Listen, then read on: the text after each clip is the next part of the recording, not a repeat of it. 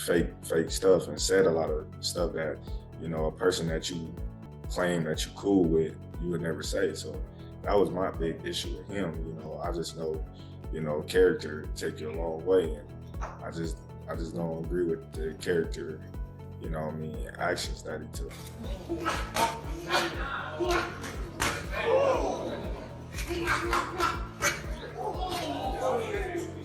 The problem is Terence Crawford now is really only going to want to fight for big money, and there's only certain fights that can generate that kind of money. Terence Crawford has erupted at Floyd Mayweather following the leak of their sparring footage, making it clear he's not happy with how things unfolded.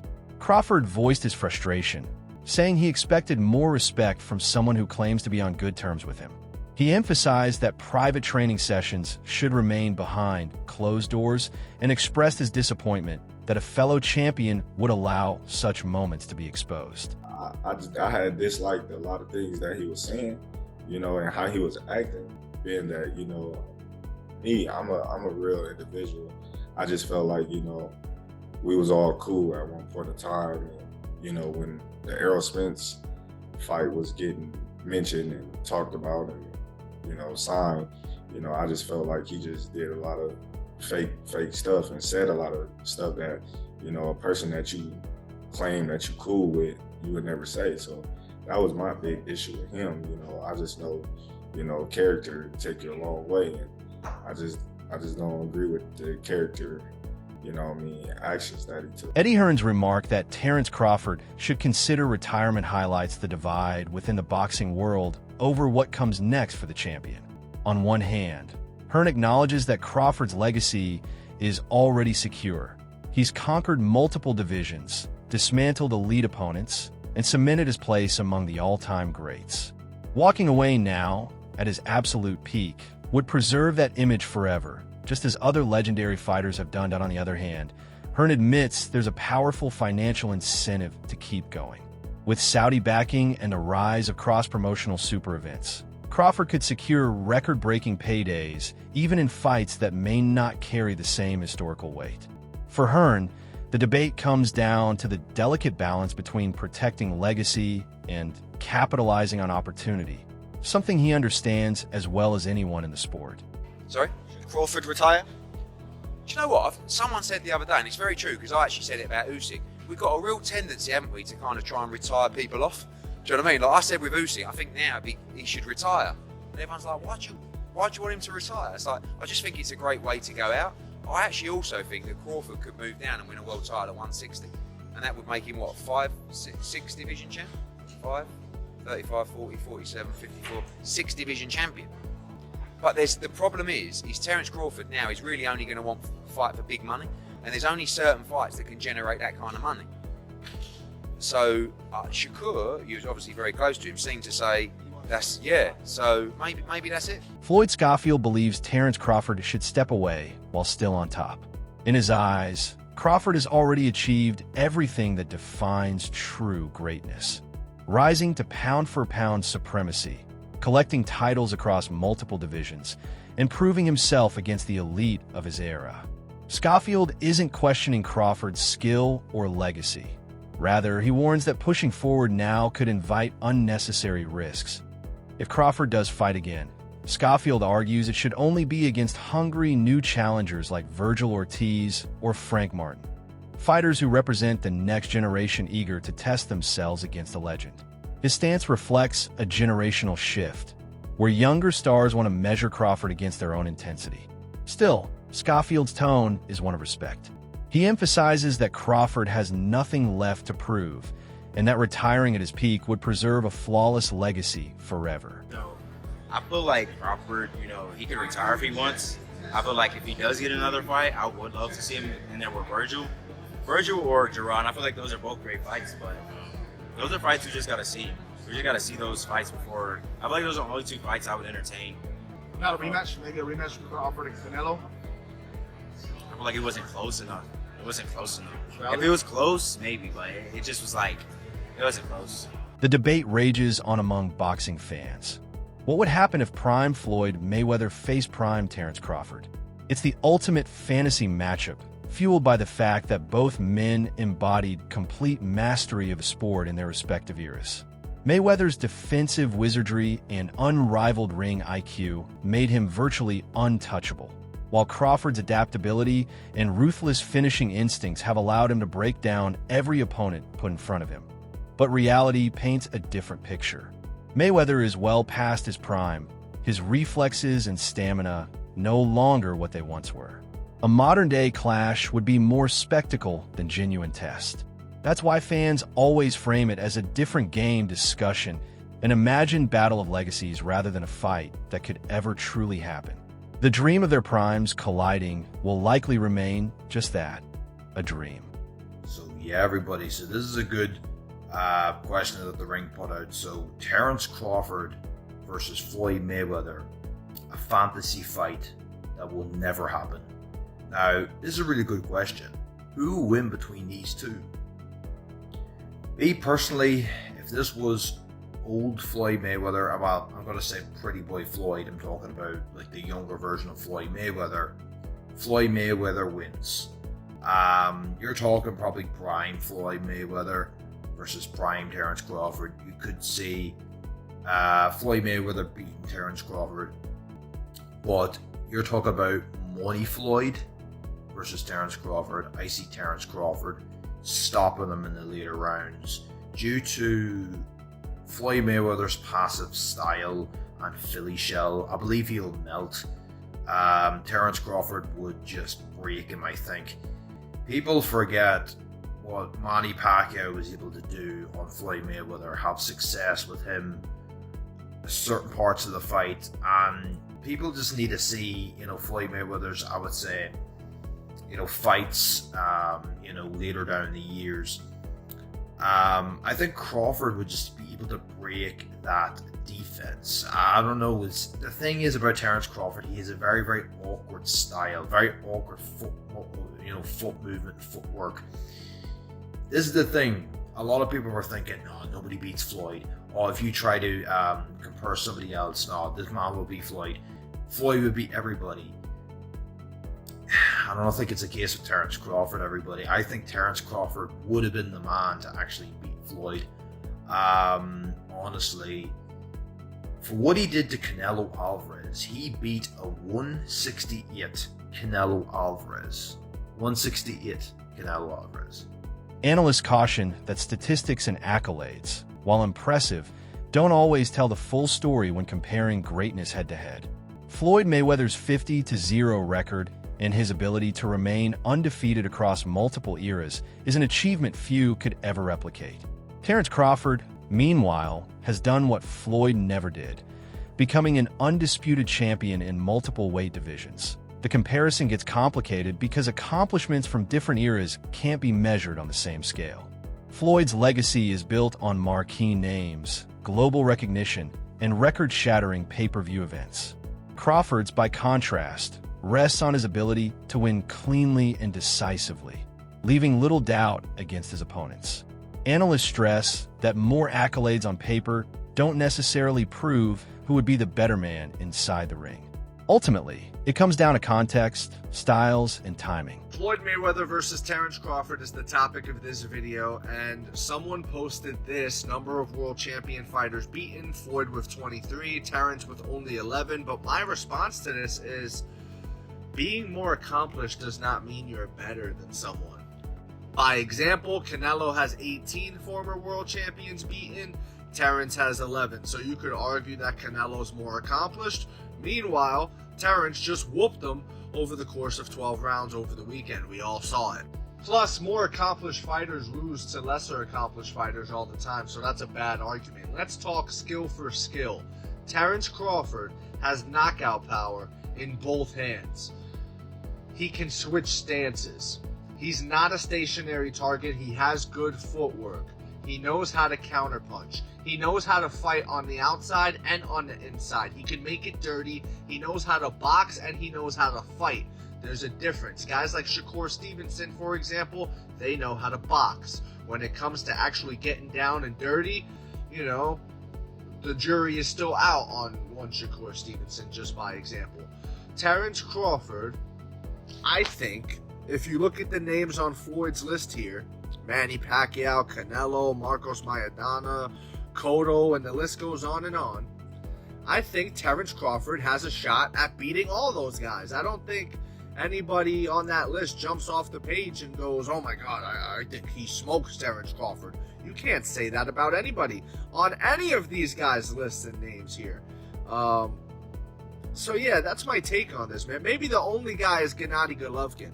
I could see Gennady Golovkin giving Terence a really hard fight, especially at that weight. But remember, Canelo lost to Gennady. Gennady shouldn't even be on this list. He's only on the list because the judges are in Canelo's back pocket. So, you know, that's a whole other argument. But yeah, that's my take on this, guys. Skill for skill, Terence Crawford might be one of the best of all time, and that's okay. Like, it's okay to accept that, guys. It's fine. Let me know what you think in the comments below, whether you agree or disagree. It doesn't matter. Just join the discussion, subscribe for more, and leave a like if you enjoyed the time spent. Thank you. You are all appreciated. Zab Judah's perspective carries real weight. He shared the ring with Floyd Mayweather and knows firsthand the skill it takes to compete at the sport's highest level. So when Judah calls Terence Crawford the king of this era, it reinforces the idea that every generation has its standout.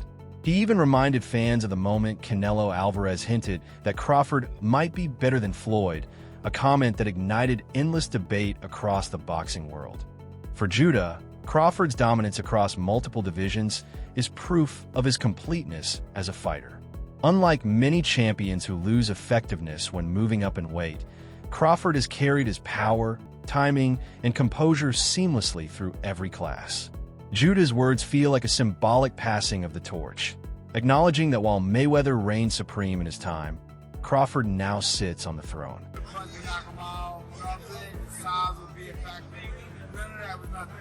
How did you score it? Huh? How did you score the fight? I think I gave Canelo about 3 rounds. Really? Yeah. How did you score? Score about sound about right? What's that? Sounds about right? I had it closer, but there's loads of different scores. Two Yeah, rounds. in 2 rounds. 2 rounds. Can't do anything. I gave him a possible 3 rounds. So in that very space, we gave him 2 impossible.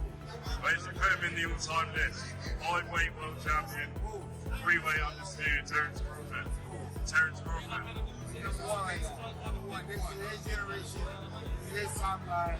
He is the king right now. Just seen in the press conference, Canelo said that Crawford's better than Mayweather. What do you think? He's not right. He's part of it. You know, how can somebody tell somebody that fought over these guys, you know, that you know. Yeah. Anybody would know, they don't know. What do you think's next for both? I don't know. Two rematch. You like to see a rematch? Rematch will always sound good. But in the rematch, it'll be the same thing. Yeah. Cool. Matter of fact, in the rematch, I'm predicting stoppage earlier. Yeah. Think? So, My boys are done. yeah. Trust me.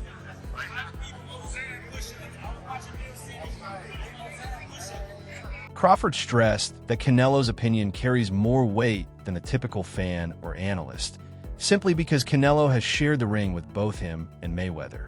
At the same time, Crawford acknowledged the circumstances were completely different. Mayweather fought Canelo when he was young, raw, and still developing, while Crawford faced a fully matured, battle-tested champion at super middleweight. This distinction, Crawford argued, highlights how timing shapes outcomes in boxing. Beating a seasoned Canelo, in his view, carries a different significance than Floyd's schooling of the younger version. By making this point, Crawford both defends the value of his own victory and respects the historical context of Mayweather's. He was in the ring with both of us, so a lot of people, you know, they can say what they want, but he's actually been in the ring with both of us. You know, one where he felt like he was at the best, you know, and another where he felt like he was at a disadvantage when he had a rehydration clause and he was younger. So, you know, I don't know, you know, I don't go off of that. You know, Floyd is the best fighter, you know, in his era, and I feel like I'm the best fighter in my era. One thing that I thought was really interesting about the fight, I always love watching you switch stances. as effortlessly as you do. You didn't do that a lot in this fight. You didn't have to. Were you expecting not to have to? No, I felt like I could have, but you know, why do something when something else is working? Easy answer. Jeff Mayweather's defense of Floyd centers on the importance of context, a factor he feels is often ignored when comparing legacies.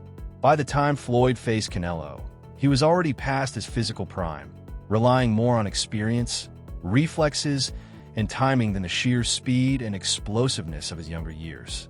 Even so, Floyd masterfully neutralized a dangerous rising star, a feat Jeff insists should never be downplayed. From Jeff's perspective, comparing the version of Canelo that Floyd fought with the one Crawford defeated is unfair, as both men were at very different stages of their careers. His comments serve as a reminder that boxing history is too often rewritten without properly weighing the circumstances behind each fight. Well, also if we remember, Canelo, that time was a razor-thin decision. Floyd won, majority decision. C.J. Ross had it with what a lot of people had as a draw. And then the other two judges scored it for Floyd, of course. And that was a Floyd at the top of his game with a very green Canelo with very little experience. He still took him, into deep waters. So yeah, what was Canelo? 20-something? 23, 25? Yeah, very, very young in the game, obviously. Yeah, very young. He had more fights than Floyd, and he lost. Yeah, but man, that was 30-something years old, 36. But Floyd was clearly at the top of his career, and Canelo had fought a lot of people. But you're at the top of your career in your prime. You ain't in your prime when you're 36. That's not your prime. Did he lose? I mean, prime is in your 20s. It's different for different people. Okay. Yeah, so, and that's why Canelo is saying what he's saying. Make himself look like he did something great. Buddy McGirt's breakdown captured the essence of Crawford's brilliance. He highlighted how Crawford dictated every facet of the fight, controlling pace, distance, and exchanges from start to finish. Unlike so many of Canelo's past opponents who were drawn into his traps, Crawford never let him set the rhythm. McGirt noted that this level of control echoed the way Floyd Mayweather used to outthink his rivals. But with a key difference, Crawford added his own twist through aggression and ruthless finishing instincts. For McGirt, this wasn't just another victory. It was a statement that Crawford belongs in any conversation about the greatest boxing technicians of all time. Yes. Like, what fight were they watching? Right. I mean, it's. I don't know, man. I don't know what some of these guys be doing in this game, man. Some people, in situations like that, they should ask them, listen, just turn in your license, bro. Because there's no way in hell the fight was that close. Right. I mean, come on, man. It's just, it's not fair. It's not fair. You get a guy like Terence got here and dominate from beginning to end, and then you find out he needed the last 2 rounds to win. That's scary, man. It is, and you see how you just mentioned scary.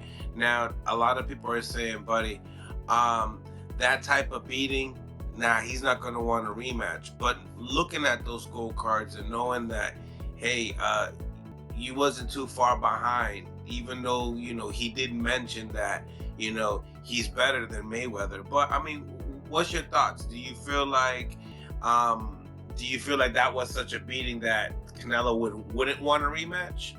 No, I think that, in all honesty, personally, I think that Canelo's at that stage in his career right now, that it's a rematch he don't need. He don't need it. You know what I mean? What we saw that night, that's the stage Canelo's at right now. He's fought everybody, he's did everything. But, you know what I mean? He passed the torch to the right guy. You know what I mean? He passed the torch to the right guy. You know what I mean? He lost it to Terence fair and square, and he passed the torch. So you're gonna have another fight, cool, but you don't need to. You have nothing. He has nothing to prove. He fought Terence when nobody else would. The analyst noted that Floyd Mayweather's charisma and his ability to play both hero and villain turned him into a global phenomenon. His undefeated record carried massive weight, as fans either tuned in to admire his brilliance or to see if someone could finally hand him a loss. Crawford, by contrast, has never been a blockbuster pay-per-view draw, but analysts argue that this should never overshadow his pure fighting ability. In fact, some believe Crawford's natural gifts may even surpass Floyd's. His seamless switch hitting, mastery of distance, and decisive finishing ability set him apart. Where Mayweather thrived on defense and caution, Crawford is calculated but ruthless, making him just as hard to beat, yet far more thrilling to watch. Terence Crawford versus Floyd Mayweather Jr. Who wins this fight? I'm going with Terence Crawford, and I don't think that's unpopular or crazy to say. I think most people will agree with me. I understand Floyd Mayweather has a lot of fans out there, but the truth is, as great as Floyd Mayweather is, Terence Crawford is one of one. And I say that because who else has knockout power in both hands, is able to switch stances between orthodox and southpaw so seamlessly while having great footwork? It's not like Terence Crawford is some stationary target or a flat-footed fighter that's going to be chasing Floyd around. Terence Crawford knows how to cut the ring off. He has tremendous ring IQ, and not only is he a great boxer, but he's a great fighter. He'll be able to make it dirty. If he is on the inside with Floyd, that power will carry him far, and I just don't see how Floyd will be able to beat a Terence Crawford. I really don't see it. I understand Floyd's defense is incredible, but he is smaller than Terence Crawford. Terence Crawford would have a significant reach advantage on Floyd Mayweather. I believe Terence Crawford would also be taller than Floyd Mayweather, as well as all the skillful and technical aspects of what I just laid out prior. So I don't understand how anybody could pick Floyd Mayweather to beat Terence Crawford. Styles make fights, and I believe Terence has the style to beat one Floyd Mayweather. Let me know what you think in the comments below. Whether you agree or disagree, it doesn't matter. Join the discussion, subscribe for more, and leave a like if you enjoyed the time spent. Thank you. You are all appreciated. That's it for today's video. Stay tuned for more updates, and until next time, keep your guard up.